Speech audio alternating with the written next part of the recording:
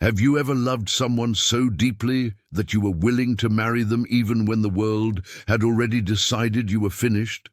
I'm asking because that question takes me back to the lowest point of my life, the moment when I believed my future was over, my name was ruined, and love was no longer something I deserved.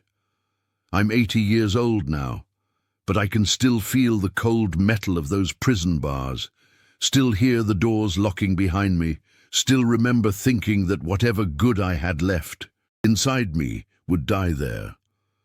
I was young when I went to prison, younger than I should have been to carry that kind of shame. Overnight, I went from being a man with plans to being an inmate with a number. Letters stopped coming, friends disappeared. Family conversations became short and careful, like everyone was afraid of saying the wrong thing. Prison doesn't just lock your body, it slowly convinces you that you are no longer worthy of love, respect, or a second chance. Every night, lying on the thin mattress, I told myself the same lie. This is where your story ends. And then she walked into my life in the one place I never expected anything good to survive. She wasn't supposed to matter. She wasn't supposed to stay. At first, she was just a face in a visiting room, just a voice cutting through the noise of guards and echoes. But something about the way she looked at me made the walls feel thinner. She didn't look at me like a criminal. She looked at me like a man who still existed. That alone was dangerous, because hope in prison can hurt more than despair. We talked in fragments at first, careful words, guarded sentences, both of us pretending this connection wasn't growing. Loving someone while locked up means loving with fear. Fear that you're wasting their life, fear that you'll never be free, fear that when the gates open, reality will crush whatever fragile bond you built inside. And yet, despite all that fear, the feeling kept returning. Every conversation made the outside world feel closer, even though I was trapped. The idea of marriage came to us quietly, almost accidentally, like a forbidden thought. Who gets married in prison? What kind of future starts behind bars? I remember staring at the concrete floor one night, realizing that I had nothing to offer her except honesty and commitment, and wondering if that could ever be enough. I didn't know it then, but that question would define everything that came next. Because choosing love in a place built to erase it changes you forever. If you're still listening, it's because somewhere in this story you felt something familiar. Not the prison walls, maybe, but the fear of being judged forever by one moment. The doubt about whether love can survive mistakes, bad decisions, or impossible circumstances. Stories like this matter because they remind us that commitment isn't born when life is easy. It's forged when everything is stacked against you and you choose someone anyway.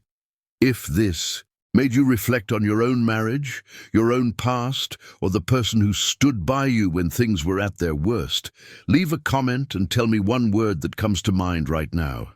Words like forgiveness, loyalty, or second chances. Help this conversation reach the people who need it most. If this story helped you see love differently, take a second to like the video and subscribe to the channel. These stories exist to be understood, shared, and remembered, especially by those who think it's too late for them. Have you ever noticed how love doesn't ask for permission before it shows up? That's what shocked me the most back then. Prison was designed to strip men down to their worst decisions, to remind you daily of what you had lost. And yet, inside that environment of fear, noise, and judgment, something quiet and human started growing between us. Our conversations became the only moments when I felt like myself again. For a few minutes at a time, I wasn't an inmate or a case number. I was just a man being listened to. She came from a world that still had choices, and that terrified me. Every time she visited, I wondered if I should push her away, tell her to run while she still could. Loving someone while locked up means constantly questioning your right to be loved. I carried guilt like a second sentence, guilt for the crime, guilt for the life I couldn't give her, guilt for the future I wasn't sure I'd ever reach. And yet, she kept coming back, not out of obligation, but because she chose to.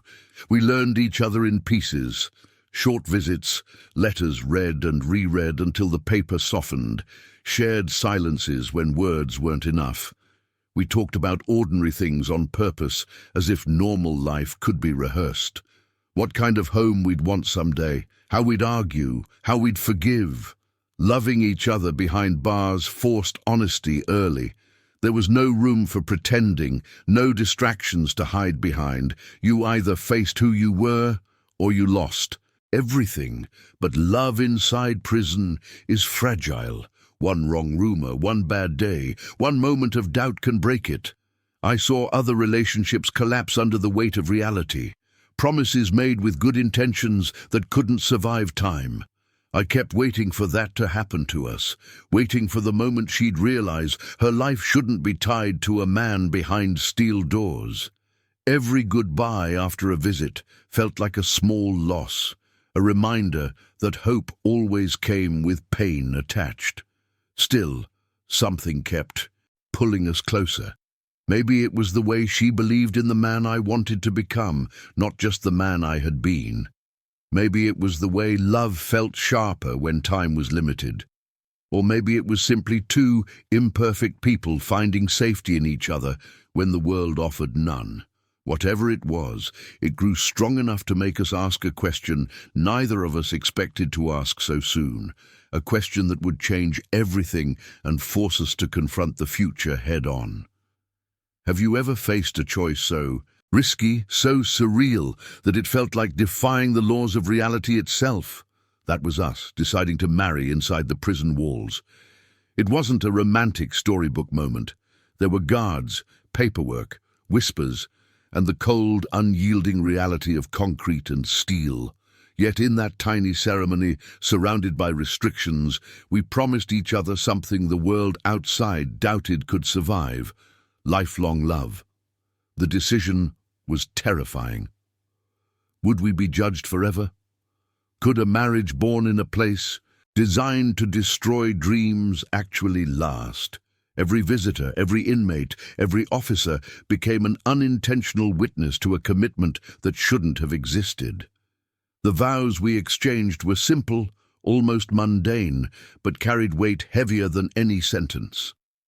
Through all circumstances, we said, even when the world thinks we can't. At that moment, fear and hope collided, making our promise feel more sacred than any ceremony I'd ever seen outside those walls. We couldn't celebrate. We couldn't have rings sparkling or a crowd applauding. Our joy had to be quiet, almost invisible. But it was ours. That quiet defiance became the foundation of something extraordinary. It was proof that even in the darkest corners, love could not only survive, but ignite.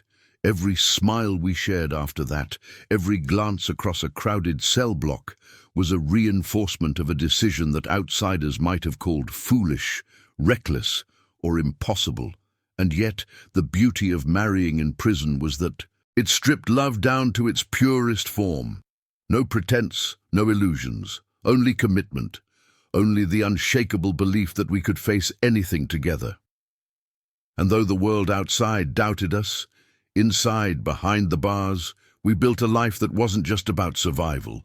It was about holding on to each other when everything else seemed lost. Do you know what nobody tells you about walking out of prison? Freedom doesn't feel free at first. It feels heavy. The gates opened. I stepped outside. And everyone expected that moment to solve everything, as if love alone could erase records, reputations, and the years carved into you by survival. I was finally out, married, technically free, and yet the world didn't welcome us. It watched us, judged us, tested us in ways prison never did. The outside world had rules that were harder than bars, applications that ended when they saw my past, employers who smiled politely and never called back, neighbors who whispered, family members who supported us in theory, but kept a careful distance in practice. My wife became my shield without realizing it. She defended me in rooms I wasn't allowed into. She believed in me when I couldn't afford to believe in myself. And that imbalance quietly started to hurt us. Marriage after prison isn't romantic. It's survival mixed with fear. Every argument felt dangerous because we both knew how fragile our life was. We avoided conflict, convinced that love meant silence. But silence has a cost. I carried anger I didn't know how to release. She carried exhaustion she didn't know how to admit. We told ourselves this was normal, that things would settle once we were established. But establishment kept moving farther away. There were nights when we lay in the same bed and felt like we were still separated by bars. Not physical ones, but emotional ones built from shame and pressure. I hated feeling like a burden. She hated feeling like she had to be strong all the time. And neither of us wanted to say it out loud because we were terrified of cracking something we had fought so hard to protect. What almost broke us wasn't prison. It was the quiet accumulation of small disappointments, dreams postponed, apologies swallowed, love expressed through endurance instead of honesty. We were proud of surviving, but survival alone isn't the same as living. And somewhere in those early years of freedom, without realizing it, we stepped into the most dangerous phase of our marriage, the one where resentment grows quietly and no one notices until it's almost too late. If you've ever loved someone through hardship, you know this part, the part where loyalty keeps you together, but unspoken pain starts pulling you apart. I didn't know it then, but the real test of our marriage was just beginning, and it would force us to face truths we had avoided for decades.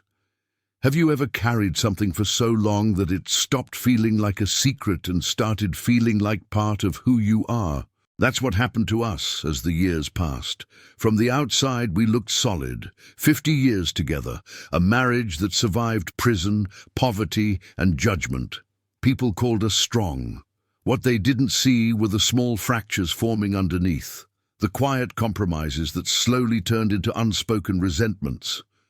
I tried to prove I was worth staying with. I worked too much, said yes too often, swallowed my pride until it tasted bitter. But deep down, I was still that man who had once lost everything, terrified of losing it again. That fear made me hide parts of myself, things I felt, things I wanted, even mistakes I made along the way. Not all betrayals involve another person. Some are quieter. Emotional closeness I didn't shut down fast enough. Conversations that crossed invisible lines. Moments where I chose escape instead of honesty. She had her own secrets too. Not affairs, not scandals, but disappointments she never voiced. Dreams she let go of without telling me. Loneliness she carried while standing right next to me. We both thought silence was kindness. We both believed that protecting the marriage meant protecting each other from uncomfortable truths. And for a long time, that illusion worked. But secrets don't disappear. They wait. They show up in arguments that don't make sense, in distance that grows without explanation, in nights when you lie awake wondering how two people who love each other can feel so far apart. There were moments when we almost admitted defeat, when staying felt heavier than leaving, when the past we survived together felt less dangerous than the future we couldn't control. The hardest part was realizing that love alone wasn't enough anymore. Commitment had kept us together, but it couldn't heal what we refused to name. We stood at a crossroads without knowing it, one path leading to quiet separation, the other demanding a level of honesty we had never practiced. And the truth is, most marriages don't end because of one big mistake. They end because of years of unspoken ones. If you've been married a long time, you understand this tension. The fear that telling the truth might destroy everything. The deeper fear that not telling it already has. We were closer to the edge than either of us admitted, and it would take one moment, one conversation, to finally force everything into the open. Have you ever reached a point where staying feels just as terrifying as leaving? That was us, decades into a marriage that everyone admired, standing quietly at the edge of something we never thought we'd face. There was no dramatic fight, no slammed doors, no shouting. What scared me most was how calm it all felt. Calm can mean clarity, but it can also mean exhaustion. And we were exhausted. It started with a conversation that was supposed to be small, practical, necessary. But somewhere between discussing ordinary things, something cracked. She finally said what she had been holding back for years. Not with anger, but with sadness. She told me she felt invisible sometimes, that surviving together had slowly turned into living beside each other. I wanted to interrupt, to defend myself, to explain how hard I had tried, how much I had carried. But for the first time in our marriage, I stayed quiet and listened. Then it was my turn. I admitted how afraid I had always been of losing her, how that fear shaped every choice I made, how prison didn't end when I walked out, how part of me stayed, locked inside that shame, convincing me I had to earn love every single day. Saying it out loud felt like peeling skin. There were things I confessed I didn't even know how to forgive myself for, and for a moment, it felt like honesty might finally be the thing that broke us. We talked for hours, stopping only when words failed us. There were long silences where either of us could have said, "Maybe this is it." And we both felt it. The very real possibility that love, even after everything, might not be enough anymore. That scared me more than prison ever did. Losing her after 50 years felt like erasing my entire adult life. But something unexpected happened in that space of vulnerability. Instead of pulling away, we leaned in. Not romantically, not dramatically, but honestly. We saw each other without the roles we'd been playing for decades. Not the strong wife, not the redeemed husband, just two aging people, tired, imperfect, still wanting to choose each other. But finally, willing to admit how much it hurt to get there. That night didn't fix us. There was no miracle resolution, but it marked the moment we stopped surviving and started deciding. Deciding whether we were willing to rebuild something truer than what we'd been protecting for so long. And that decision would lead us into the final chapter of our story, one neither of us could have predicted. If you're still here, it means this story stayed with you. And that matters more than you might realize. Stories like ours aren't about prison or mistakes. They're about what happens when two people choose honesty, forgiveness, and commitment over and over again, even when it hurts. If this made you reflect on your own marriage, your own long relationship, or someone who stood by you when life was at its worst, take a moment and leave a comment. Tell me one word that this story left you with. You can write something like forgiveness, loyalty, second chances, or real love. I read every single comment, and your words help others feel less alone. If you stayed until the end, please like this video. It helps these stories reach people who need them but don't know how to ask for them. And if you haven't subscribed yet, subscribe now. This channel is about real lives, real marriages, real mistakes, and real love that lasts longer than shame or fear. Finally, stay here and watch the next video appearing on your screen. It's another story that might change the way you see love, time, and the choices we make before it's too late.